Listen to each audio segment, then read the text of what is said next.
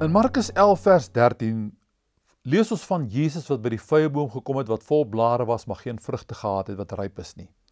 En dan sê hy in vers 13, dit was nie die tyd van vye nie.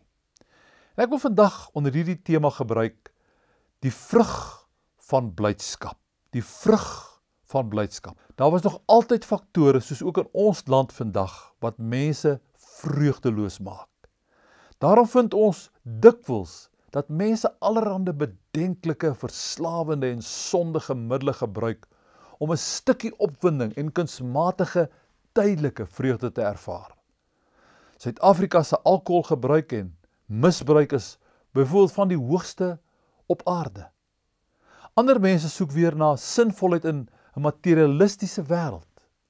Dis in 'n tyd soos hierdie dat die ware vreugde wat voortkom uit 'n lewe saam met die Here opsigtelik behoort te wees. Dis in so 'n tyd dat die kinders van die Here onderskei behoort te kan word aan die vrug van egte vreugde wat ons dra. Jy weet, in die tyd voor die val van die Eystergordyn in 1989 was dit in sekere Oosbloklande verbode om die evangelie te verkondig.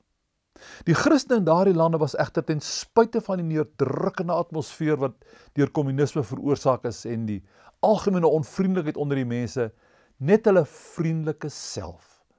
Hulle kon hulle vreugde nie wegsteek nie. En dit is hoe hulle die evangelie verkondig het. Mense het hulle genader en hulle uitgevra oor die rede vir hulle glimlagte en blydskap. Dan kon hulle die geleenthede gebruik om te getuig en te vertel van die verskil wat Jesus Christus in hulle lewe gemaak het. Hulle het mos dan nie die gesprek met hierdie mense geïnisieer nie. Dit is wintervye. Wanneer ander bome nie vrugte kan dra nie, kan ware Christene dit doen. Ons Christendom behoort al hoe duideliker en al hoe opvallender te word, hoe meer onchristelik die wêreld waarin ons lewe word.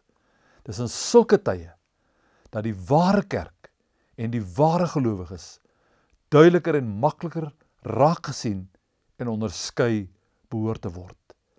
Kom ons vra die Here om ons hierin te help. O Here, laat u vreugde eg en nuut in my daaglikse lewe sigbaar word. U alleen, deur die Gees, kan my hierin help. Amen. Tot volgende keer, dan gesels ons weer.